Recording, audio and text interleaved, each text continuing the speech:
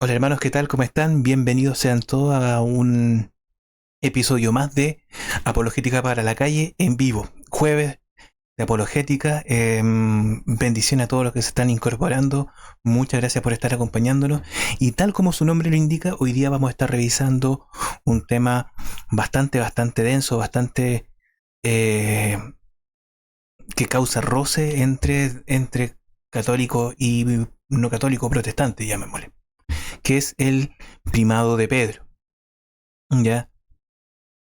¿Qué pasa? Que una de las doctrinas que nos separan de las demás confesiones cristianas y que a lo largo de la historia ha sido parte, en parte más bien causa de cismas, es la obediencia al Papa, a quien los católicos consideramos el legítimo sucesor del apóstol Pedro y consideramos el representante de nuestro Señor Jesucristo aquí en la tierra. Ante esta afirmación, por lo tanto, no es de extrañar que hoy grupos no católicos y sin conocimiento de lo que enseña la Iglesia se hagan una idea extraña y errónea de lo que la misma Iglesia enseña. Pero lo que es más preocupante es que incluso no católicos, católicos no formados, también por desconocimiento se hagan ideas erróneas de lo que es esta doctrina. Por lo tanto, se habla de una forma bastante inexacta. Por lo tanto, el objetivo de este video es poder dar algunas luces, algunas apreciaciones de referente a esta doctrina y por lo tanto, y por lo mismo, eh, poder hacer o poder, digamos, entender qué realmente es lo que enseña la iglesia, la fe de la iglesia. Para eso voy a empezar con algunos documentos, particularmente con este que es Catecismo de la Iglesia Católica, en numeral 880. Cristo, al instituir a los 12, formó una especie de colegio o grupo estable y eligiendo de entre ellos a Pedro lo puso frente a él. Así como, por disposición del Señor, San Pedro y los demás apóstoles forman un único colegio apostólico, por análogas razones están unidos entre sí al romano pontífice, sucesor de Pedro, y de los obispos, sucesores de los apóstoles. También en el 881 dice: el Señor hizo de Simón, al que dio el nombre de Pedro, y solamente de él, la piedra de su iglesia, le entregó las llaves de ella, lo instituyó pastor de todo el rebaño. Conta que también el colegio de los apóstoles, unido a su cabeza, recibió la función de atar y desatar dada a Pedro. Este oficio pastoral de Pedro y de los demás apóstoles pertenece a los cimientos de la iglesia, se continúa por los obispos bajo el primado del Papa. El sumo pontífice, obispo de Roma y sucesor de San Pedro, es el principio y fundamento perpetuo y visible de la unidad tanto de los obispos como de la muchedumbre de los fieles. El pontífice romano, en efecto, tiene en la Iglesia, en virtud de su función de vicario de Cristo y pastor de toda la Iglesia, la potestad plena, suprema y universal que puede ejercer siempre con entera libertad. Finalmente, en el 883 dice: el colegio o cuerpo episcopal no tiene ninguna autoridad si no se le considera junto con el romano pontífice como cabeza del mismo. Como tal, este colegio es también sujeto de la potestad suprema y plena sobre toda la Iglesia, que no se puede ejercer a no ser con el consentimiento del romano pontífice. ¿Qué quiere decir esto? Bueno, hay, hay muchas afirmaciones que se hacen en estos cuatro numerales, referente al primado de Pedro. Pero las preguntas que surgen: ¿cómo, cuándo y por qué la Iglesia cree y enseña que Cristo en persona, digamos, le confirió esta autoridad al apóstol Pedro y por extensión a sus sucesores los obispos? Y que en particular llaman hoy papas. Y más importante aún, ¿es correcta esta enseñanza? ¿Es bíblica? ¿Es histórica? ¿Forma parte de la ortodoxia cristiana? Bueno, para llegar a eso tenemos que ir punto por punto. De partida, la pregunta que nos surge: ¿cuál es el fundamento de la autoridad del Papa? ¿De dónde saca la Iglesia este principio de la autoridad? La autoridad del Papa viene por legítima sucesión de la autoridad que Cristo mismo le confirió al apóstol Pedro cuando lo designó la piedra sobre la que edificaría su iglesia, y le entregó las llaves del reino de los cielos y la autoridad de atar y desatar. Lo vemos, por ejemplo, en Mateo 16, 18, 19. Y yo te digo a ti que tú eres Pedro, y sobre esta piedra edificaré yo mi iglesia, y las puertas del infierno no prevalecerán contra ella. yo te daré las llaves del reino de los cielos, y cuanto atare en la tierra será atado en los cielos, y cuanto desatare en la tierra será desatado en los cielos.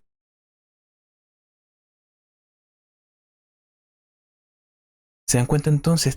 Aquí encontramos que el fundamento, el texto base con el que la Iglesia fundamenta la autoridad del Papa. Pero no solo eso, y no solo ese texto.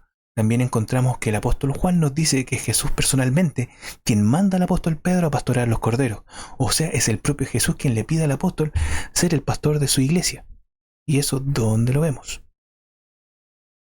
Juan 21, 15, 17. Cuando acabaron de comer, le dijo Jesús a Simón Pedro: Simón, hijo de Juan, ¿me amas más que estos? Le respondió: Sí, Señor, tú sabes que te quiero. Le dijo: apacienta mis corderos. Volvió a preguntarle por segunda vez: Simón, hijo de Juan, ¿me amas? Le respondió: Sí, Señor, tú sabes que te quiero. Le dijo: pastorea mis ovejas. Le preguntó por tercera vez: Simón, hijo de Juan, ¿me quieres? Pedro se entristeció porque le preguntó por tercera vez: ¿me quieres? Y le respondió: Señor, tú lo sabes todo, tú sabes que te quiero. Le dijo Jesús: apacienta mis ovejas.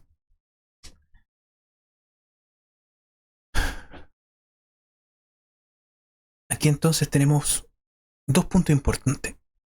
Apacienta mis corderos, apacienta mis ovejas. ¿Por qué hace esa distinción? Porque ciertamente ovejas quiere decir el pueblo de Dios propiamente tal. Y los corderos serían personas que están en alguna situación, por decirlo de alguna manera, más alta que el resto de la oveja. O sea, serían parte de los líderes de la iglesia. Por lo tanto, el oficio de Pedro es el pastoreo tanto de los líderes como de las ovejitas, del resto del rebaño. Eso es súper importante, hacer esa distinción. Ahora, una de las primeras objeciones que hacen los protestantes, los no católicos, referente al tema es preguntar en dónde aparece la palabra papa o el papado en la Biblia. Y como no aparece específicamente la palabra papa, asumen que a priori o asumen ya sin ningún tipo de análisis que no existe tal cosa y que más aún que es un invento del catolicismo. Así nada más. No hay reflexión, no hay análisis, no hay nada. Y esto escucha,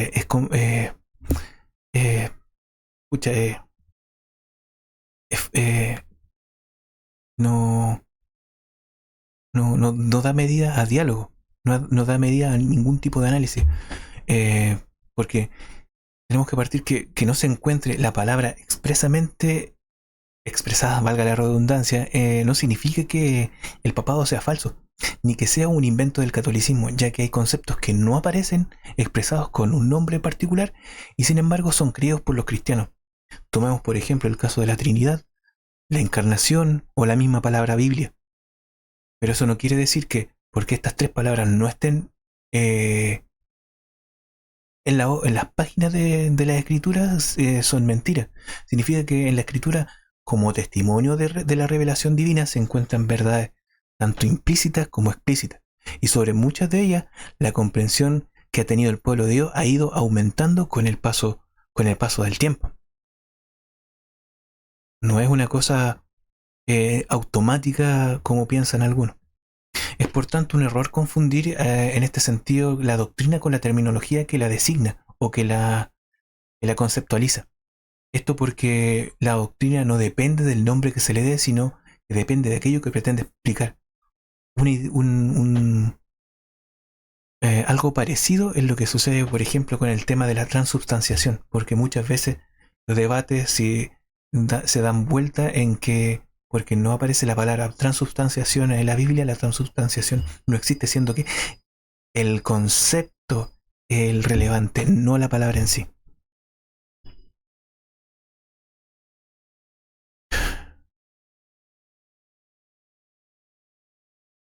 El término papa, ¿de dónde viene? Proviene de la voz griega papa, originalmente padre o papá, en latín clásico tutor.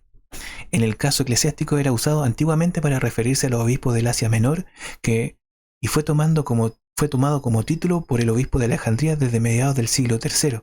A partir del siglo XI en Occidente se usa en forma exclusiva para referirse al obispo de Roma. O sea, a todo esto el nombre de Papa no es un ministerio aparte, es un título. Ya es un término, pero no es un ministerio. El ministerio que ocupa el Papa es el de obispo, particularmente el del obispo de Roma. Eso que quede claro. Ya, porque muchas veces también pasa eso que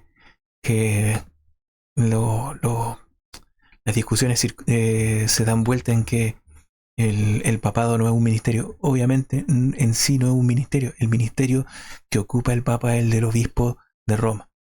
El título el que tiene es papa, lo mismo que vicario de Cristo, pontífice máximo, etcétera, etcétera, etcétera. Un detalle importante que debemos tener presente o tener en cuenta es que Jesús cambia el nombre del apóstol de Simón a Pedro. ¿Ya? Pero, ¿por qué es importante este detalle? Porque dentro del contexto bíblico, Dios, para Dios, el nombre es importantísimo, es de vital importancia. De hecho, en muchos estudios se refiere, por ejemplo, el caso de Jacob a Israel, que es un ejemplo que vamos a tomar ahora. Por lo tanto, cuando hace un cambio Dios de nombre es para un propósito, lo hace con una razón, con un propósito. El nombre entonces corresponde a su nueva identidad, a la nueva función o al nuevo ministerio que va a ocupar esa persona. Algunos ejemplos que tenemos aquí tenemos algunos.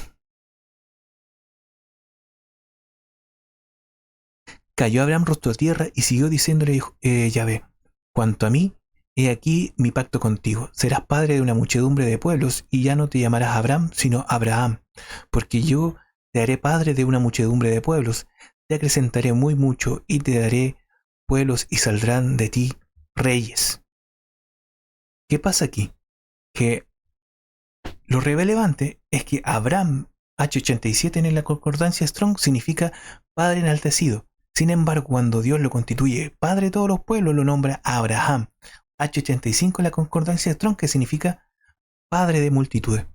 Lo mismo sucede con la esposa de Abraham, con Sara, que pasa de Sarai a Sara. Dijo también Dios a Abraham, Sarai tu mujer no se llamará ya Sarai, sino Sara, pues la bendeciré y te daré de ella un hijo a quien bendeciré y engendrará pueblos, y saldrán de él reyes de pueblos.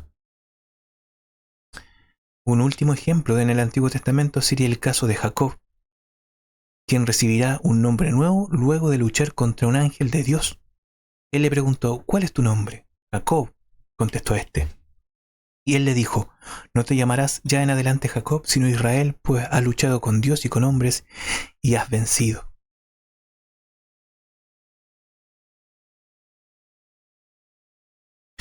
¿Por qué sacamos a colación estos ejemplos? ¿Por qué me preguntarán ustedes?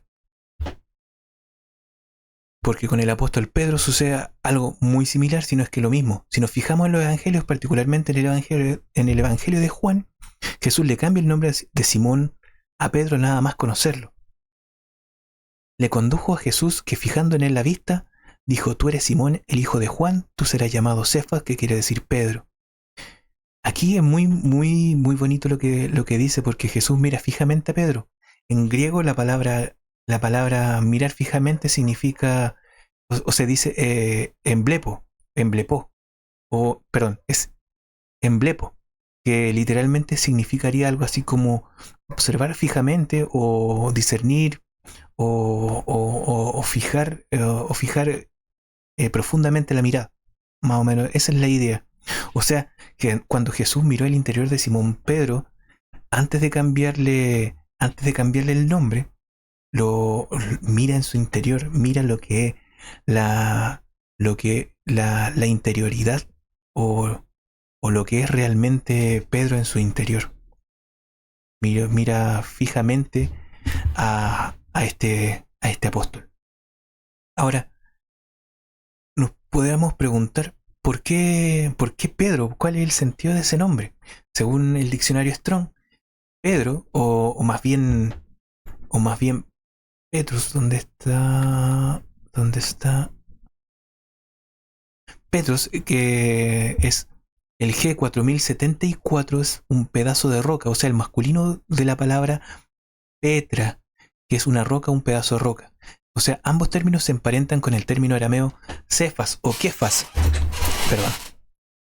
El G2786, que en el diccionario Strong es roca, Cefas o sobrenombre de Pedro.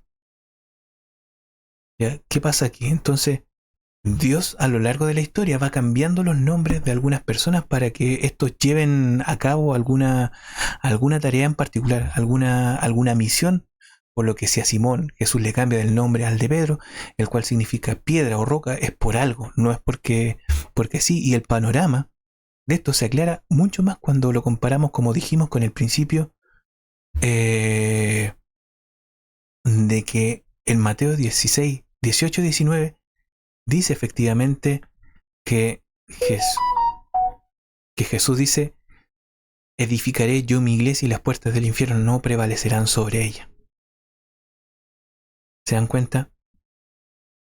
Entonces ahí claramente lo que está colocando como piedra a Pedro Jesús, donde edificaría su iglesia, por lo que no queda más remedio que aceptar que Jesús está señalando efectivamente cuál es el papel del apóstol Pedro, la misión del apóstol Pedro en la fundación de la iglesia, lo cual va a ser la de una roca. ¿Ya? Además no tiene sentido entonces que nombre a Pedro, tú eres Pedro, para luego referirse a la declaración de Pedro y sobre esta piedra. Esto porque ya conocía a Pedro, por lo que nombrarlo no viene al caso, sino va a hacer una declaración de la persona de Pedro. Y eso es importante para hacer este tipo de exégesis, chiquillos. Un saludo para todos los que se vienen incorporando. Bendiciones, muchachos. Muchas gracias por estar aquí. Eh, Se lo agradezco mucho.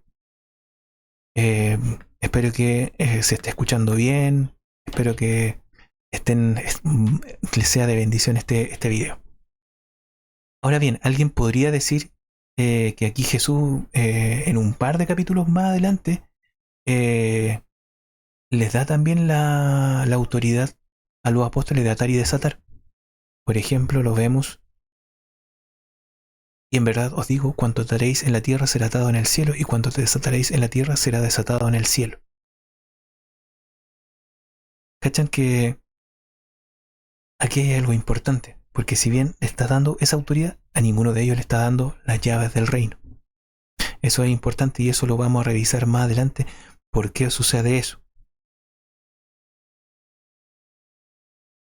Y es que, en ese sentido, ¿por, ¿por qué digo esto? Porque la tesis protestante es que Jesús solamente es la piedra y no hay ninguna otra, y que la iglesia está edificada sobre Cristo, pero esa es una verdad media.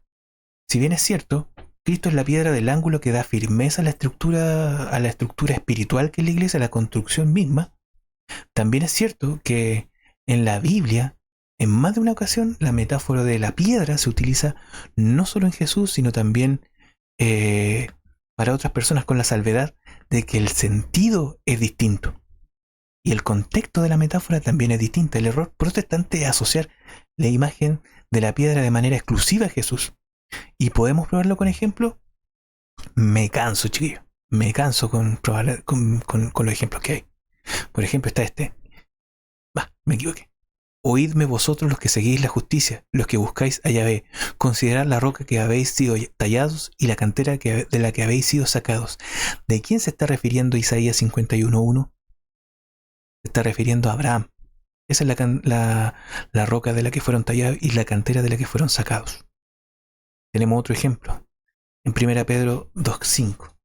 Vosotros como piedras vivas sois edificados en la casa espiritual y sacerdocio santo para ofrecer sacrificios espirituales aceptos a Dios por Jesucristo. ¿De quién se está refiriendo las piedras vivas? Vosotros. O sea, de todos los cristianos. Edificados sobre el fundamento de los apóstoles y de los profetas, siendo piedra angular el mismo Cristo Jesús. También aquí, ¿quiénes son piedra o fundamento? Los apóstoles y los profetas. Queda claro entonces eh, que la función de fundamento de los apóstoles y de los profetas es muy distinta que la que tiene Jesús, de que los tres son piedra, pero en un sentido distinto, por lo cual no hay ninguna contradicción con la interpretación que tiene la Iglesia Católica. Entonces, es por eso que la Iglesia cree y enseña que en este pasaje en particular Jesús no se está identificando como la piedra. ¿De cuál texto me estoy refiriendo yo? De en ese. Jesús no se está refiriendo eh, no se está refiriendo a él mismo como la piedra, sino que está edificando la iglesia. Por lo tanto, se está identificando como un constructor. O sea, en esta metáfora que está utilizando, él es el constructor, el cual toma los materiales para construir la iglesia. ¿Y cuáles son esos materiales? En particular, en esta escena, el apóstol Pedro. ¿Cómo sabemos eso? Por la forma en la que Jesús conjuga el verbo edificar cuando dice edificaré mi iglesia. Entonces, en este caso en particular, Jesús no se puede estar refiriendo a él porque la escena está hablando a su interlocutor, o sea, a Pedro, primero nombrándolo y luego diciendo las palabras edificaré mi iglesia. La conclusión entonces más sensata, chiquillo, es la que da la iglesia, que dice que Jesús edificará su iglesia sobre la roca de Pedro. Y esto no solo lo dice la iglesia, sino también ha sido demostrado a través de los siglos por los mismos padres de la iglesia. Los mismos evangelistas le dan a Pedro un lugar de relevancia. Algo que todos los evangelistas de hecho coinciden es precisamente eso. Aunque sea con distinto enfoque, el lugar que el apóstol Pedro ocupa dentro de los 12.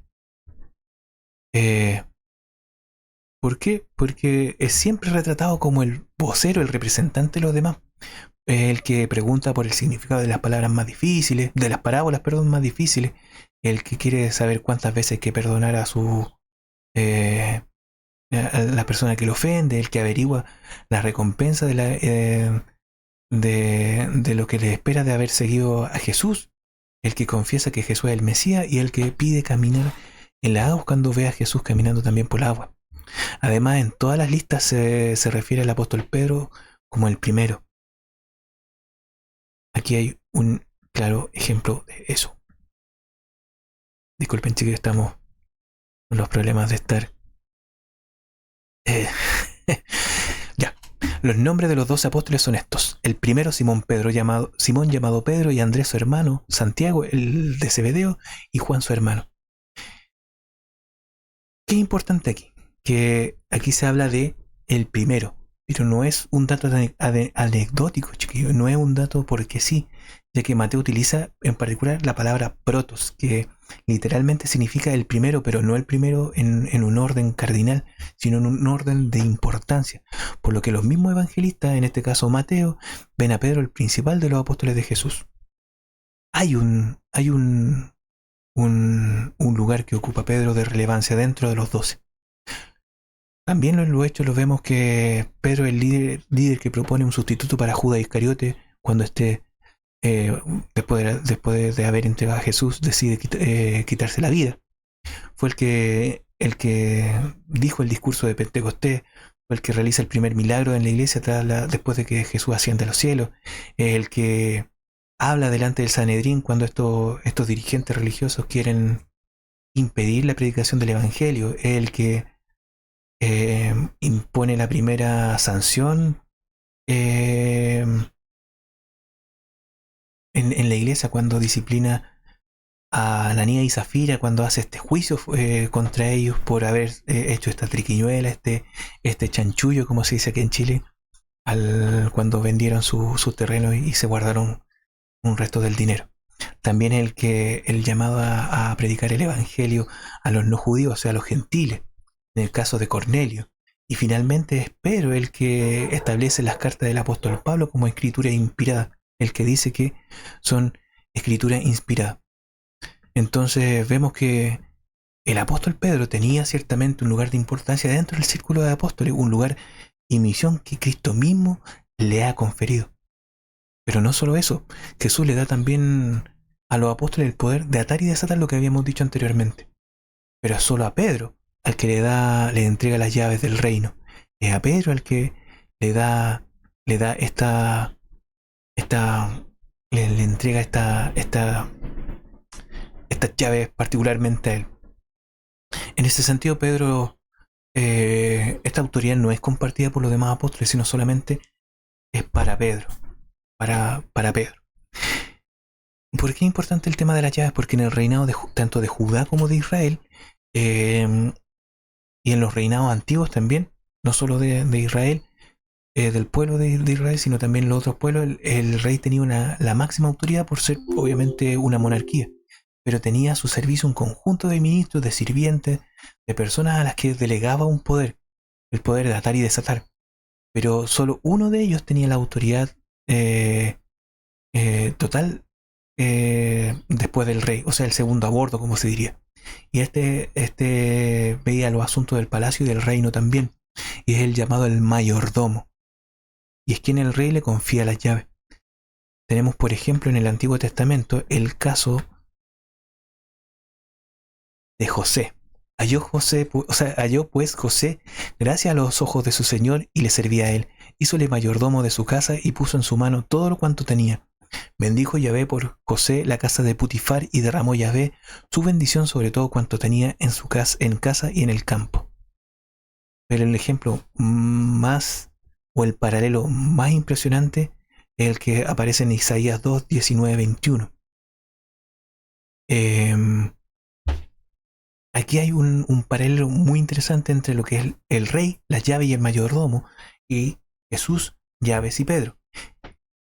¿Qué es lo que dice? Y en aquel día llamaré yo a mi siervo Eliakim, hijo de Elisías, y le revestiré de tu túnica y le ceñiré de tu cinturón, y pondré en tus manos tu poder, y él será un padre para los habitantes de Jerusalén, y para la casa de Judá, y pondré sobre su hombro la llave de la casa de David, y abrirá y nadie cerrará, y cerrará y nadie abrirá.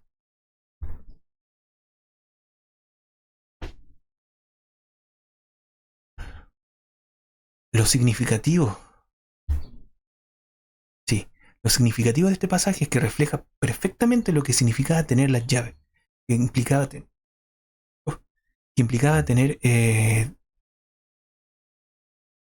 la autoridad conferida por el mismo rey. Por eso dice la autoridad, tu autoridad pondré en su mano. Pasa con Eliakim, también pasa con José. También era un padre espiritual para todo el pueblo. Por eso dice, será como un padre, o será un padre para los habitantes de Jerusalén y para la casa de Judá. Y su autoridad le confería el poder de legislar y tomar decisiones que no podían ser revocadas por persona alguna. Abrirá y nadie cerrará, cerrará y nadie abrirá.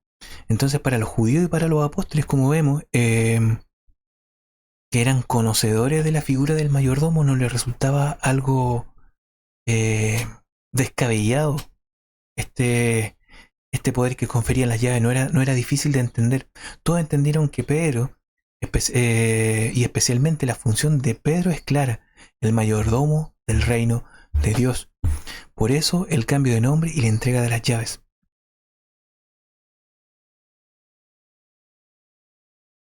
Quizá Muchas gracias, chiquillos, bienvenidos todos.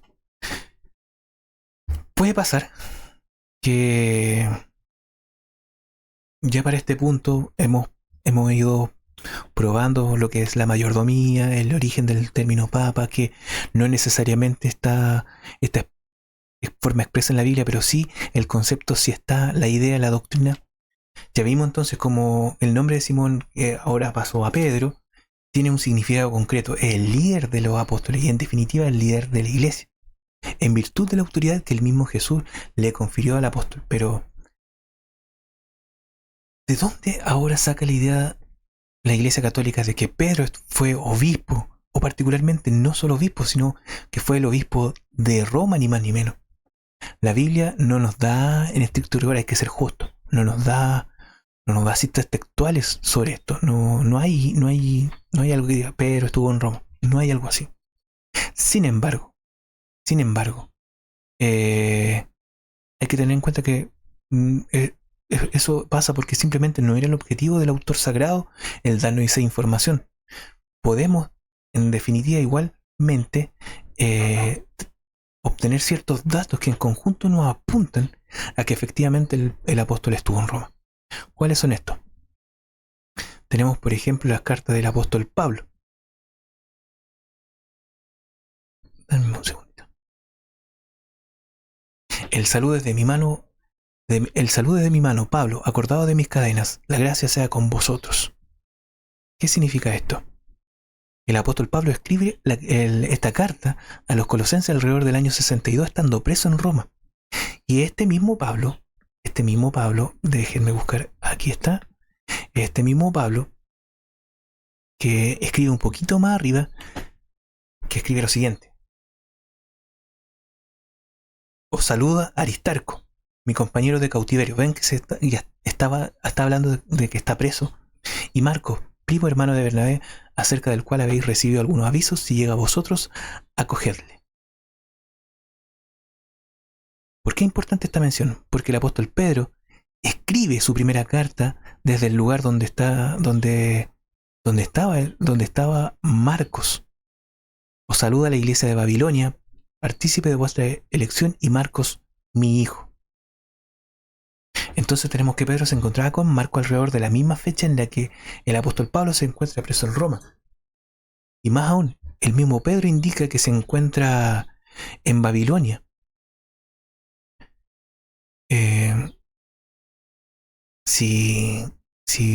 Bueno, tenemos un video sobre la ramera de Babilonia, un video estudio, así que si recordamos o si ven pausen este video y no, ¿cómo lo van a pausar? O sea, vayan a ver ese video y después vuelven para acá. No, es una broma. Si se recuerdan ese video, chiquillos, se van a dar cuenta de que el término Babilonia, el nombre de Babilonia es un nombre clave para referirse a una ciudad en particular, que no es Jerusalén, que no es Babilonia literal, sino la ciudad de Roma. Por lo tanto, aquí tenemos un dato de que el apóstol Pedro se estaba refiriendo en forma de código a Roma con Babilonia. Entonces, como dijimos al principio, la Biblia no nos ha dado detalles sobre la estadía del apóstol Pedro en Roma, no nos ha dado detalles, digamos, literales, pero como vemos, sí nos da pistas que nos llevan a indicar que estuvo en esa ciudad.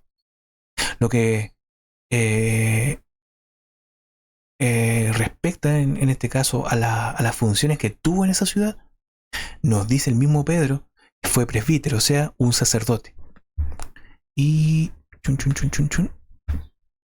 a los presbíteros, que hay entre vosotros, yo presbítero como ellos, y además testigo de los padecimientos de Cristo y partícipe de la gloria que va a manifestarse, os exhorto.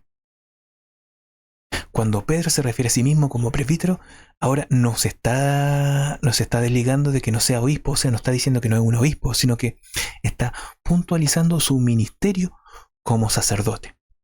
¿Ya? Porque también no va a faltar que diga, claro, pero está diciendo que un presbítero, no un obispo, no un episcopo.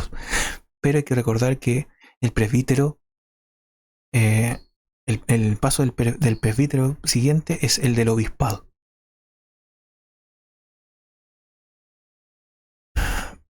Ni en los Hechos de los Apóstoles, ni en la carta de Pedro y Pablo nos dan más datos sobre este apóstol.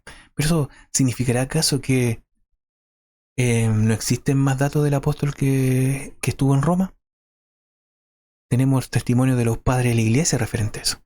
Ahora podemos dar el salto de la escritura a la historia. ¿Ya? ¿Quiénes son los padres de la iglesia? Son los cristianos de las generaciones inmediatamente posteriores a los apóstoles, y algunos incluso contemporáneos de ellos, por lo que sus escritos son de vital importancia, pues son el eco vivo de la predicación de los apóstoles en este sentido. En ellos podemos encontrar menciones de la estadía del apóstol Pedro en Roma, su ministerio como obispo y su posterior martirio en dicha ciudad. Tenemos, por ejemplo, el caso... Tenemos, por ejemplo, la lectura de Juan, que dice: en verdad te digo, cuando eras más joven te ceñías tú mismo y te ibas donde tú querías, pero cuando envejezcas tendrás tus manos y otro te ceñirá y te llevará donde no quieras. Esto en clara alusión al martirio de Pedro, cómo iba a dar gloria a Dios. Tenemos el ejemplo ahora sí, de Ireneo de León, que refiere esto mismo, luego de haber fundado y edificado la iglesia, los beatos apóstoles entregaron al servicio del episcopado a Lino. A este Lino lo recuerda Pablo en sus cartas a Timoteo. Anacleto lo sucedió. Después de él, en tercer lugar, desde los apóstoles, Clemente heredó el episcopado, el cual vio a los beatos apóstoles y con ellos confirió y tuvo ante los ojos la predicación y la tradición de los apóstoles que todavía resonaba. A Clemente sucedió Evaristo, a Evaristo Alejandro y luego Sexto. A partir de los apóstoles fue constituido Sixto. Enseguida Telésforo, el cual también sufrió gloriosamente el martirio, siguió Higinio, después Pío, después Aniceto, habiendo Sotero sucedió a Aniceto, y en este momento Eleuterio, quien tiene el 12º lugar desde los apóstoles.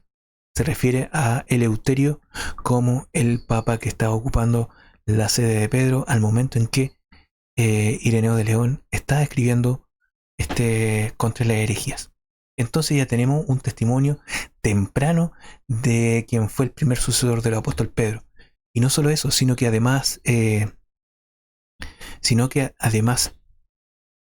fue testigo, o no, más bien, fue el mismo apóstol el que lo eligió para sucederlo, en este caso a Clemente.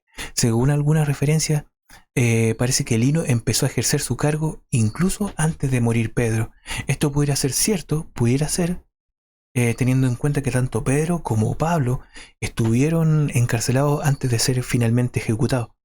Así que es muy probable que aún en vida los encarcelados, en este caso Pedro y Pablo, decidieran de alguna manera, estando presos, nombrar a un sucesor que pudiese encargarse con más libertad de la iglesia. Así que en tiempos de Ireneo tendríamos la siguiente sucesión así a grandes rasgos: Pedro, Lino, Anacleto, Clemente, Evaristo, Alejandro, Sixto, Telésforo, Higinio, Pío, Aniceto, Sotero y Eleuterio. Cada uno se llevaría más o menos unos 10 años uno del otro, porque por el tema de las persecuciones. Todos ellos fueron martirizados por su fe poquitos años después de ser elegidos, justo como gran parte de los cristianos de esa época. Así que hay algunas listas que se puede ver el nombre Cleto en lugar de Anacleto, o Cleto y Anacleto. Pero algunos autores tardíos pensaron que Cleto era un obispo diferente y lo insertaron junto con Anacleto. Estos dos son la misma persona en este caso. Entonces vemos que hay un testimonio histórico que coloca al apóstol como obispo de Roma, y no solo eso, sino que indica que hay una línea sucesoria ininterrumpida de obispo en obispo que ocupan, en este caso, la sede de Pedro, y que tienen como les digo, una sucesión de liderazgo en una línea ininterrumpida. El mismo Ireneo de León lo reafirma en este otro texto. Vio a los apóstoles benditos y conversó con ellos. No, perdón. No, me perdí.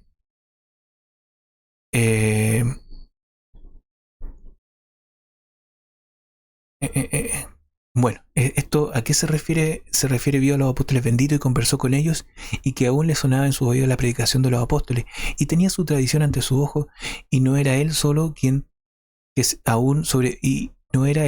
sino que aún sobrevivían muchos de los que los apóstoles le habían enseñado.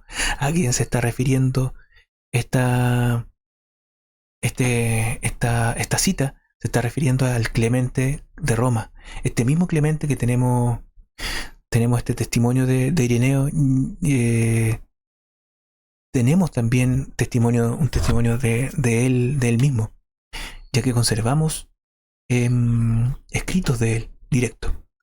Tenemos lo que se llama particularmente la primera carta a los Corintios. En esta carta,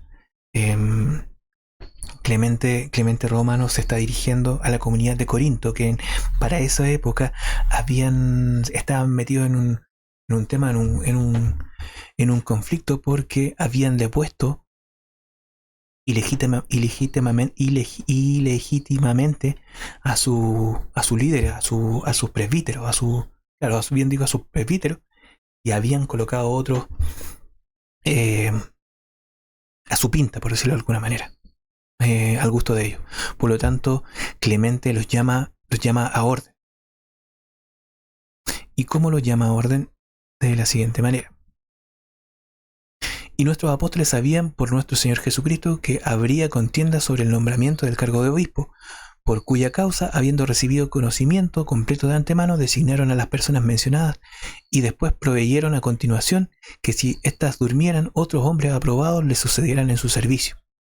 O sea, le está recordando a la comunidad de Corinto que no es una cosa de ellos solamente, sino es algo que viene de los apóstoles en la institución del obispado, del episcopado. Por lo tanto, no pueden ser depuestos si no me gusta, si lo encuentro, no sé, fome, lo encuentro no es de mi agrado.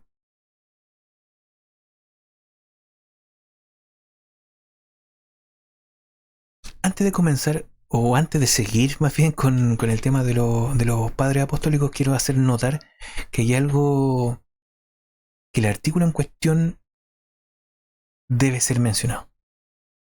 Y es que hay concilios ecuménicos, particularmente dos, que es el de Éfeso y el de Calcedonia, creo que es, que se hace una proclamación de la primacía pretrina, llamando a Pedro el príncipe y cabeza de los apóstoles, y es en la siguiente cita. A nadie es dudoso, antes bien, por todos los siglos fue conocido que el santo y muy bienaventurado Pedro, príncipe y cabeza de los apóstoles, columna de la fe y fundamento de la Iglesia Católica, recibió la llave del reino de manos de nuestro Señor Jesucristo, Salvador y Redentor del género humano, y a él le ha sido dada la potestad de atar y desatar los pecados, y él, en sus sucesores, vive y juzga hasta el presente y siempre. ¡Wow! Lo mismo como les decía, ocurre en otro concilio, que es el de Calcedonia, que es el de 451. También se hace una proclamación similar sobre la primacía del apóstol Pedro. Esta es la fe de los apóstoles, esta es la fe de los padres, esta es la fe de los apóstoles. Debemos creerla, anatema a quien no la cree. Pedro nos ha hablado por medio de León. Esta es la verdadera fe. ¿De qué León se está refiriendo aquí? Me preguntarán ustedes. Se está refiriendo a San León Magno, el papa que se dice que detuvo el avance de Atila, el rey de los hunos, en contra de Roma. Finalmente, el concilio del Calcedonia dice: por el santísimo y bienaventurado León, arzobispo de la gran y antigua ciudad, a través de nosotros y a través del presente sacrosanto sínodo, junto con el 3 veces bienaventurado y todo glorioso Pedro, el apóstol que es la roca y fundación de la Iglesia Católica y la fundación de la fe ortodoxa. Entonces, ¿cómo podría ser posible que los padres rechazaran la interpretación de que Pedro era la piedra de Mateo 16-18 cuando aquí se proclamó nada menos que no en uno, sino en 2 concilios ecuménicos repletos de obispos pertenecientes a todas las regiones cristianas, tanto de Oriente como de Occidente? ¿Cómo podemos ir en contra de lo que dicen ellos? Algunos protestantes, sobre todo los reformados, dicen que aceptan los concilios ecuménicos, los 7 primeros concilios ecuménicos. ¿Aceptarán estos cánones? ¿Qué creen ustedes?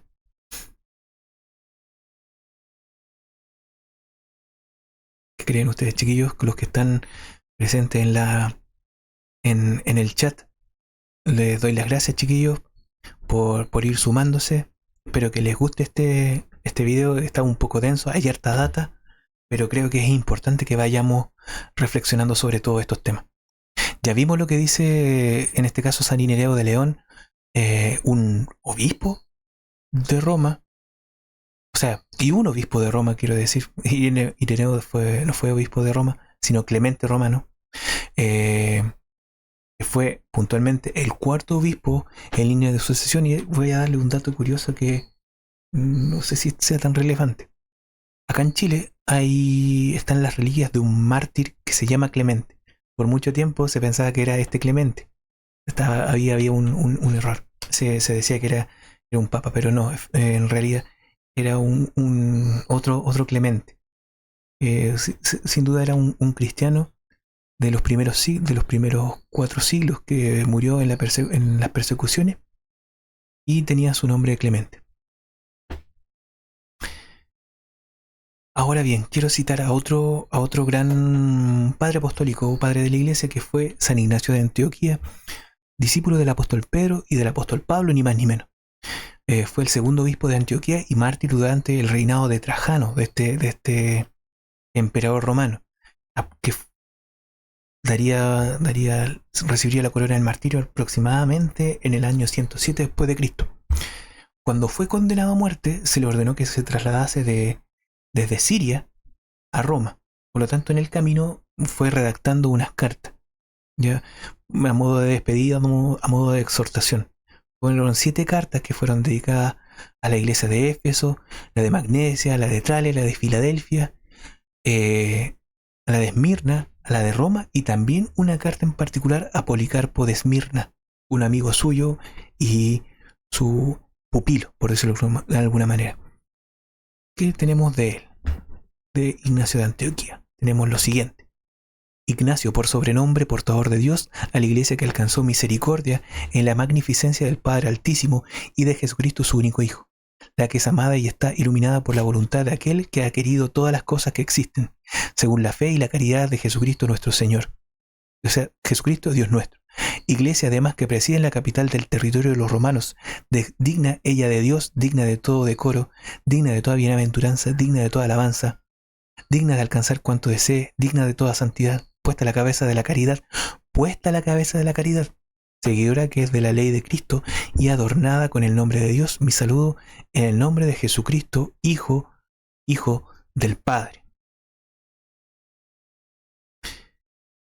Es interesante en este sentido cómo San Ignacio se refiere a la iglesia de Roma como la que está puesta a la cabeza de la caridad, porque el saludo final dice lo siguiente: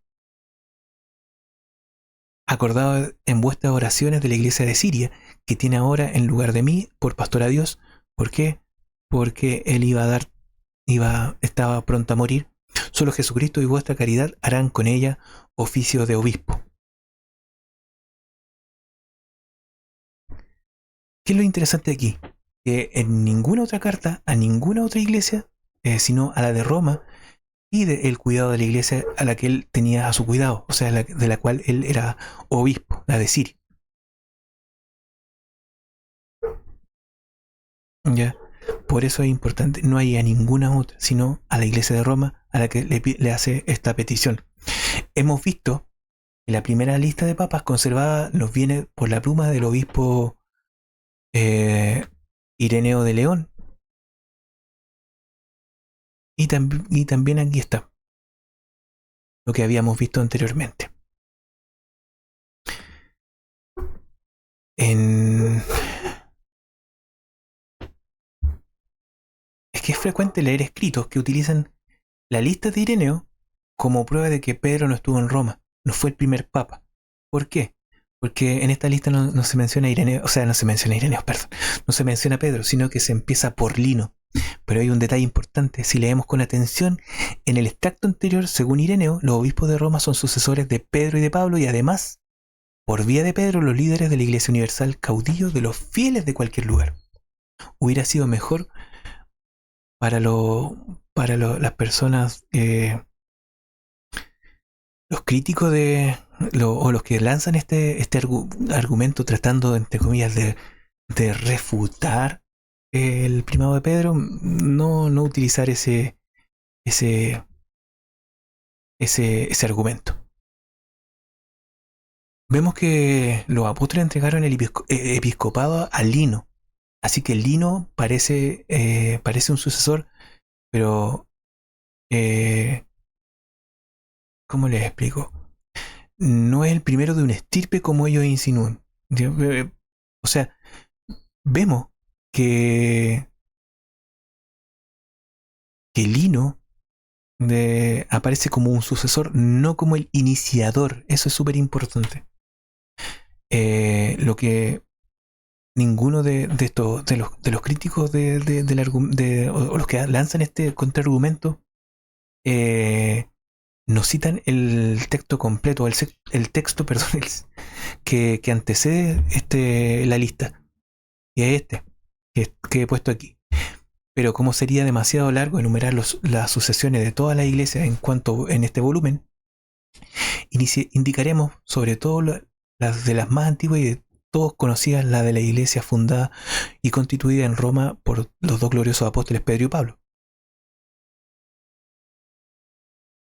La que desde los apóstoles conserva la tradición y la fe anunciada a los hombres por los sucesores de los apóstoles que llegan hasta nosotros. Así contradecimos a todos aquellos de los que de un modo o de otro, por agradarse a sí mismo, o por vanagloria, o por ceguera, o por una falsa opinión, acumulan falsos conocimientos. Es necesario que cualquier iglesia esté en armonía con esta iglesia, cuya fundación es la más garantizada. Me refiero a todos los fieles de cualquier lugar, porque en ella todos los que se encuentren en todas partes han conservado la tradición apostólica. Luego de haber fundado y edificado la iglesia, bueno, y ahí sigue el texto. Se dan cuenta, muchachos, cómo leyendo en contexto nos vamos dando,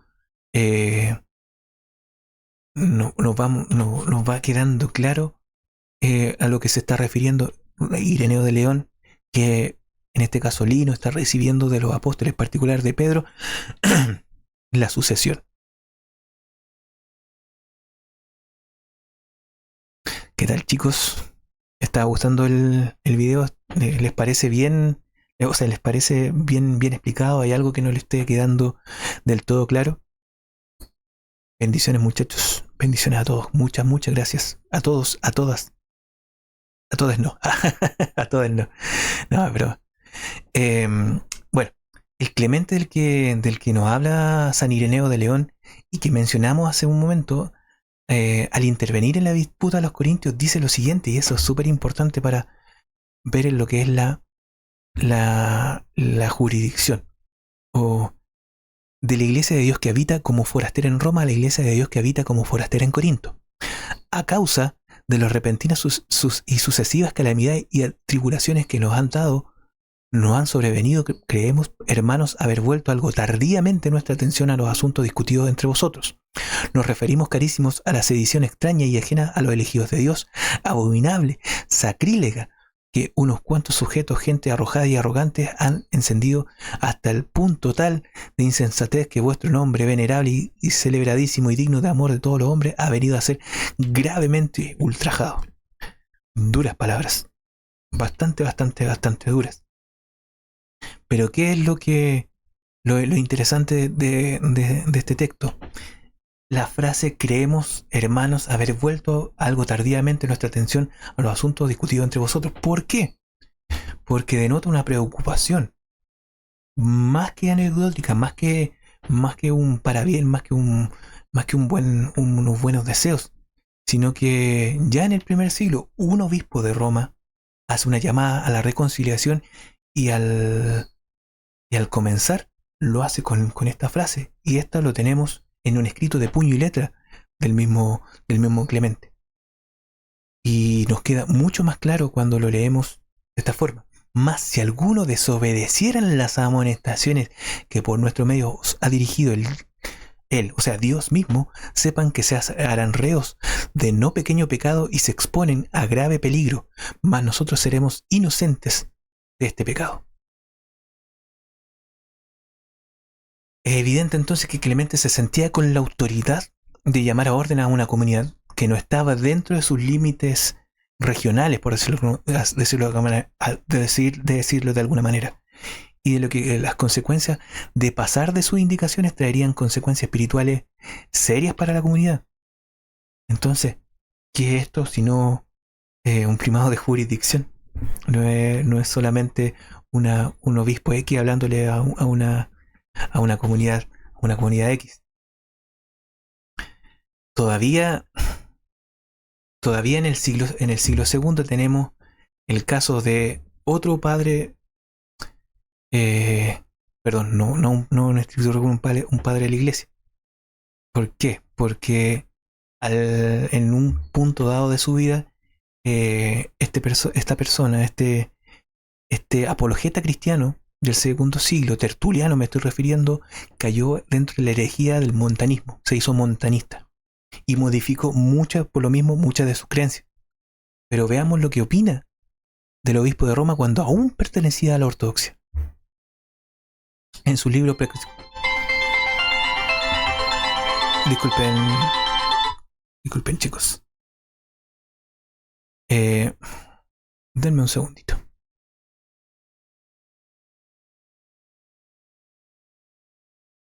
Denme un segundito, por favor.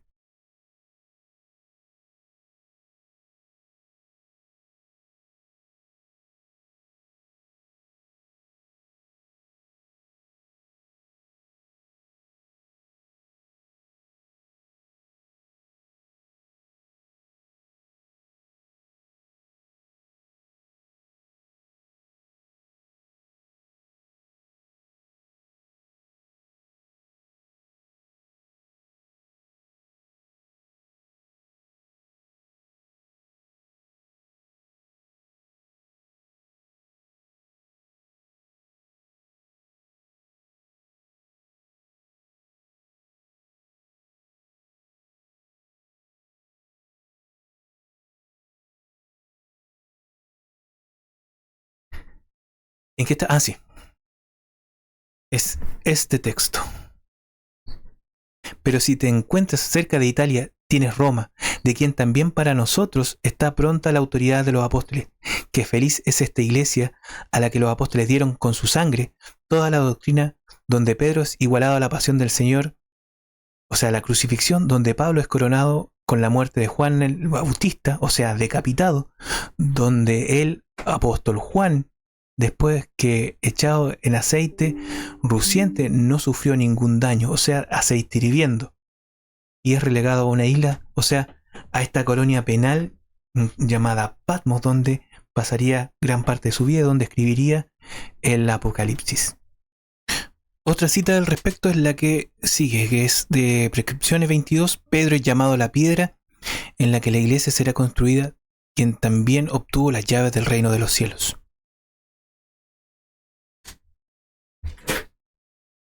Entonces,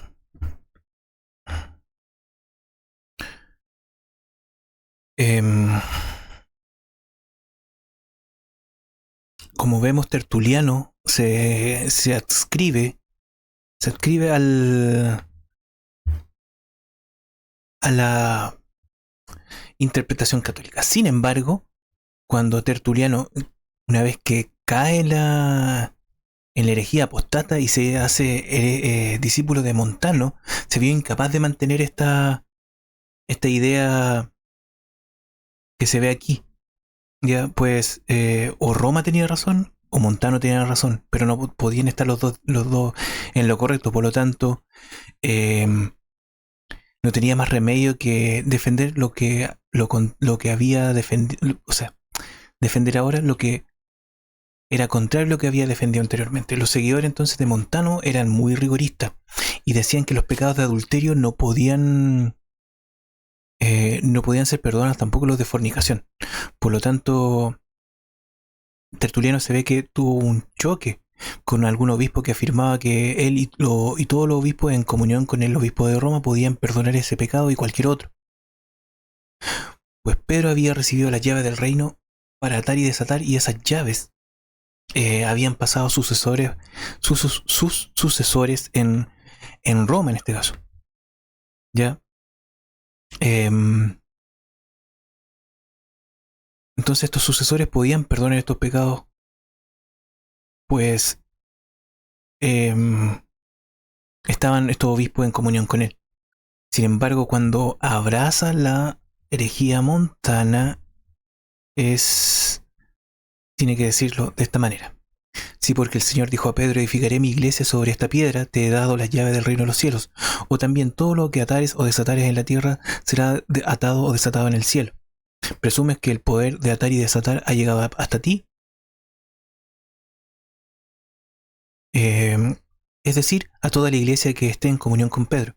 ¿Qué clase de hombre eres? ¿Te atreves a pervertir y cambiar totalmente la intención manifiesta del Señor que no confirió este privilegio más que a la persona de Pedro? Sobre ti edificaré mi iglesia. Lo dijo a él. A ti daré las llaves, no a la iglesia. Todo lo que atare o desatare, etc. Y no todo lo que ataren o desataren. Por consiguiente, el poder de atar y desatar concedido a Pedro no tiene nada que ver con la remisión de pecados capitales cometidos por los fieles. Este poder, en efecto, de acuerdo con la persona de Pedro, no debía pertenecer más que a los hombres espirituales, bien sea apóstol, bien sea profeta. En más de una ocasión se utiliza este fragmento citado como prueba de que ya en el siglo II se negaba claramente el poder de Pedro, de que Pedro pudiera heredar. O sea, ¿qué estoy diciendo?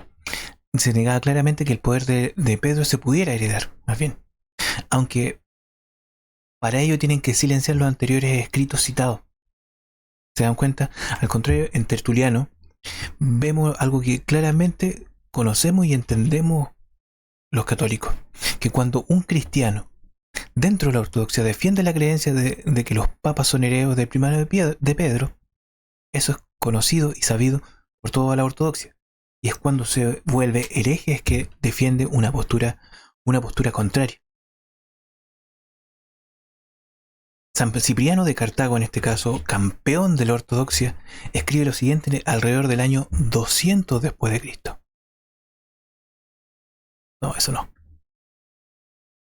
Y Pedro, sobre la cual la iglesia está construida, contra la cual las puertas del infierno no prevalecerán, para manifestar la unidad, estableció una cátedra y con su autoridad dispuso que el origen de esta unidad empezase por uno. Cierto que lo mismo eran los demás apóstoles que Pedro, adornados con la misma participación de honor y potestad, pero el principio dimana de la autoridad. A Pedro se le da el primado para que se manifieste que es una la iglesia de Cristo.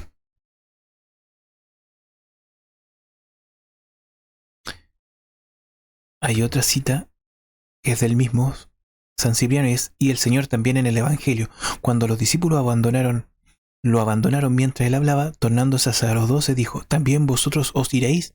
Entonces Pedro le respondió, Señor, ¿a quién iremos? Tú tienes la palabra de vida eterna y creemos y estamos seguros de que tú eres el Hijo del Dios viviente. Aquí habla Pedro sobre quien la iglesia había de ser edificada. Finalmente, en la apología contra los arrianos, que habla aquí en este caso San Atanasio, el obispo de Alejandría, del 328 aproximadamente, dice lo siguiente, ¿no sabéis que la costumbre ha sido que se nos escriba primeramente a nosotros y que la decisión justa salga luego de este lugar? Si recaía alguna sospecha de que este género sobre el obispo de esta ciudad, Alejandría, se debía haber notificado a la iglesia de aquí, o sea, Roma.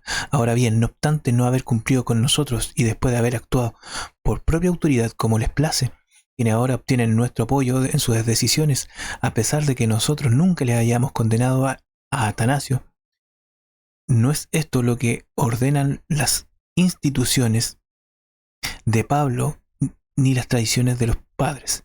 Esta es una nueva forma de proceder, una práctica nueva. Os pido que seáis indulgentes conmigo. Lo que os escribo es para el bien de todos porque os comunico lo que hemos recibido del bienaventurado Pedro. Finalmente quiero citar dentro de los padres de la iglesia el testimonio de San Agustín. Muchas gracias, chiquillos, muchas gracias por todo. El cual es importante porque es uno de los que usualmente he utilizado para demostrar que no había consenso entre los padres de la iglesia sobre la interpretación y exégesis de Mateo 16-18, según la cual la roca sobre la que Jesús fundó la iglesia no fue Pedro, sino su testimonio de fe. Y esto lo encontramos aquí. Es cierto que muchos de los conocidos padres apostólicos creyeron que Pedro es llamado la roca en Mateo 16-18, pero esta interpretación fue rechazada por Agustín de Hipona cuando dijo lo siguiente. Reconozco que cuando era yo joven había enseñado que la roca era Pedro, pero sé que después en muchísimos lugares he dicho que estas palabras deben entenderse de aquel a quien Pedro confesó cuando dijo tú eres el Cristo, el Hijo del Dios viviente, porque le fue dicho tú eres la roca Petra, sino tú eres Pedro, Petros. ¿Qué pasa aquí? Este argumento que le he dicho, y la cita que les muestro, es un ejemplo de la deliberada, en este caso, deshonestidad intelectual de algunos apologistas protestantes. Así que yo creo que habría que poner los puntos sobre la I. Aunque sea un poco redundante sobre los temas tratados anteriormente, porque en primer lugar habría que aclarar que San Agustín no se retractó de nada. Es cierto que en su obra Retractaciones admite haber sostenido ambas interpretaciones, pero al final se considera ambas como viables y deja al lector escoger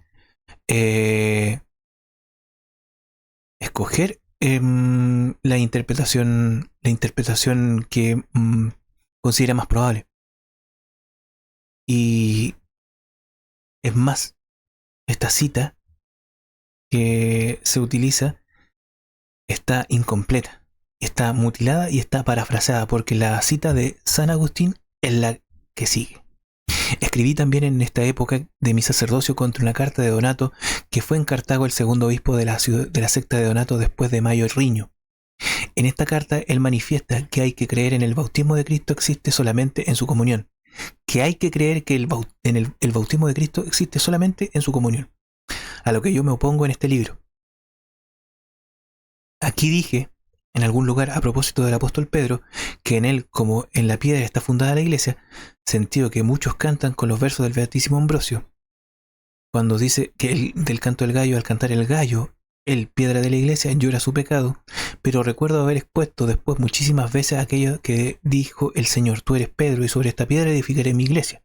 De manera que se entendiese sobre ese a quien confesó Pedro cuando dijo: tú eres el Cristo, el Hijo del Dios vivo.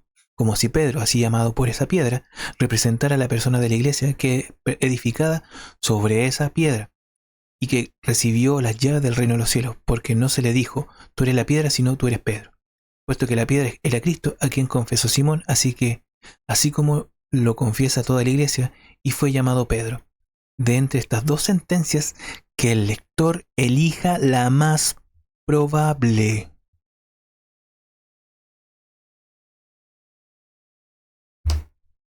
¿Se dan cuenta que en su contexto, y no parafraseado, la cosa cambia en estas dos citas?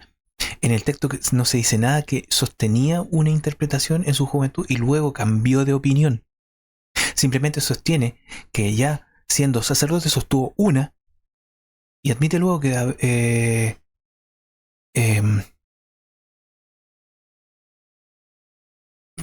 sostiene, o sea, cuando sacerdote sostuvo una, y admite que luego haber sostenido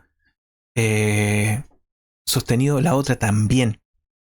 Y finalmente permite al lector discernir entre las que considera más probables. O sea, no está diciendo, no, la que estaba creyendo antes estaba equivocada, ahora creo esta otra. Lo que está diciendo él es que sí, yo interpretaba de esta forma, pero también creo que esta otra forma es apropiada. Y dejo a ustedes considerar cuál es la más más probable para ustedes. Y eso es lo que dice al final. Por eso lo resalté. Ya le puse el énfasis ahí. Entonces, ¿por qué colocan esa frase, o sea, esa paráfrasis, esa frase de esa cita de San Agustín mutilada, y no la colocan completa como corresponde? ¿Casualidad? ¿Descuido? ¿Malicia? Bueno, habría que responder como el San Agustín, dejando que los oyentes, los lectores decidan cuál es la opción más probable. Finalmente no me voy a detener mucho en esto, porque creo que amerita un video completo, que es el Cisma de Oriente. Y en el año 330, o sea 5 años después del Concilio de Nicea, el emperador funda su ciudad capital, Constantinopla, sobre la pequeña y antigua ciudad de Bizancio. El obispo subsidiario que había en esa ciudad, o sea, el sucesor de San Andrés Apóstol, automáticamente es elevado por decisión imperial al cargo de arzobispo dentro del Patriarcado de Antioquía. en el primer concilio de Constantinopla, en el 381 después de Cristo, el emperador presiona a los obispos para incluir un canon, ¿ya? Y en el ¿cuál sería? Es este canon siguiente. El obispo de Constantinopla gozará de la primacía y honor solo por detrás del obispo de Roma, pues en la Nueva Roma. Sin embargo, y a pesar de las presiones imperiales, el canon no es suscrito por ninguno de los 4 patriarcas existentes, que rechazaban modificar la estructura tradicional de la iglesia por decisión imperial. Es evidente entonces que no se necesita ningún apoyo imperial para defender la autoridad del obispo. No lo necesita. Más aún, durante décadas Roma se opuso repetidamente a la decisión imperial, rechazando el nuevo patriarcado, hasta que con el tiempo los hechos consumados y la influencia de la nueva capital terminaron por imponerse, y así en el 451, en el concilio de Calcedonia, se establece el arzobispado de Constantinopla como patriarcado con jurisdicción en Asia Menor. En Asia Menor, los pueblos bárbaros orientales, en Tracia también, y lo que origina la pentarquía, que es en los 5 patriarcados: Jerusalén, Roma, Antioquía, Alejandría y ahora la recién llegada a Constantinopla. Entonces, cuando Roma y todo Occidente se vayan sumiendo en la barbarie de las invasiones germánicas, esto es que después desencadenaría la caída de los imperios romanos de Oriente y Occidente, Bizancio aumentará su brillo, ¿ya? Porque Occidente está cayendo y Bizancio va a durar un poco más. Oriente va a durar un poco más. Constantinopla entonces estará en el centro del mundo civilizado y Roma va a quedar como más en la periferia, más al margen, por decirlo de alguna manera. Esto hará que el patriarca de Constantinopla vaya ganando peso y consideración en el imperio de Bizancio, y cada vez más se sienta de alguna manera molesta la subordinación que tendría el patriarcado con Roma. Y sería ya más tarde y por cuestiones políticas cuando Constantinopla empiece a desafiar el poder de Roma hasta terminar con la ruptura de la que surgiría la Iglesia Ortodoxa. Los motivos políticos del cisma ortodoxo se hacen más evidentes cuando la cuestión en sí cambia. Ante la amenaza de la invasión otomana, la Iglesia Ortodoxa decide de alguna manera que las diferencias con Roma no son tan importantes y que no son suficientes para justificar una ruptura con la Iglesia. De este modo aceptan de nuevo la autoridad de Roma, con la esperanza, en este caso también era una estrategia política, con la esperanza de que tuvieran el apoyo de Occidente en la lucha contra los otomanos, los turcos otomanos, ¿ya? Desafortunadamente esto no se dio. No recibieron el apoyo que esperaban ellos y pronto volvieron a romper con Roma, y de esta forma ya de forma, valga la redundancia, de forma definitiva. Y estas pequeñas diferencias que habían tenido se hicieron más y más grandes, por lo que terminan en la ruptura del cisma de Oriente en el 1052 después de Cristo. Pero es de señalar, y con esto ya vamos a ir terminando este tema, como les digo, yo creo que amerita un video completo de esto. La separación entre Oriente y Occidente no supuso en lo esencial ninguna separación en la doctrina, y aún hoy, después de 1000 años o un poquito menos, o sea, sí, creo que un poquito más de 1000 años, apenas podemos acumular un puñado de divergencias. Por lo demás, lo referente al filioque, que como les digo, amerita un programa aparte, que la partícula filioque, la cláusula filioque, resulta más una excusa que un problema profundo que corresponde más a un tema eclesiológico que doctrinal en sí. ¿Por qué les digo esto? Porque los motivos de la ruptura responden más a cómo se organizaba la iglesia, ya que en Oriente eran administrativamente más autónomos, con iglesias federadas, ¿sí? más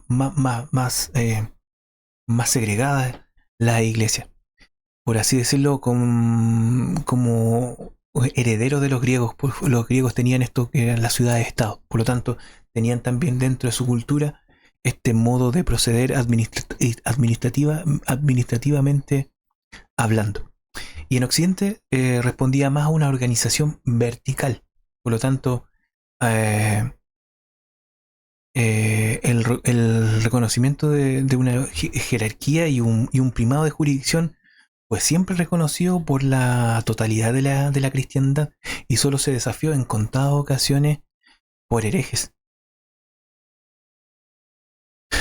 Por esto yo creo que ambas iglesias pueden en algún momento, voy a cambiar un poquito la cámara, eh,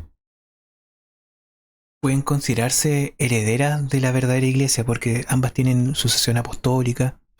Los sacramentos ortodoxos son reconocidos como válidos por la Iglesia Católica, que también reconoce su sucesión apostólica, como les decía. Lo que les falta a los ortodoxos desde el punto de vista católico es la comunión con Roma para ser un solo rebaño y vivir en la plenitud de la gracia del cuerpo místico de Cristo. Eso, chicos, espero que les haya gustado el video, espero que hayan disfrutado. Disculpen si no tomé muy en cuenta los comentarios del chat, pero quería. Este tema es bastante denso, es bastante amplio, bastante pesado y quería alcanzar a pasarlo en totalidad. Eh, si les gusta, chiquillos, podemos hacer, como les digo, seguir en este tema, abordando el cisma de Oriente, las herejías, etcétera, etcétera. Si les gustó el video, apóyenme con un like, con una suscribida al canal. Recuerden que es gratis y le ayuda tremendamente a este canal a seguir creciendo y a llegar a más gente. Y si tú crees que este contenido le puede ayudar a alguien más, te invito a que también lo compartas, por favor, y sigas viendo más de este contenido. Recuerda que tenemos ahora los martes básicos, que subo shorts de un minuto donde vemos un tema en particular de apologética. Estamos ahora los jueves en vivo y los sábados de estudio, donde abordamos algún tema interesante, por ejemplo, de apologética puede ser, pero también de misterios, curiosidades, anécdotas y otros temas de espiritualidad que son bien interesantes. De hecho, el último tema que subimos el sábado fue el del Arca de la Alianza.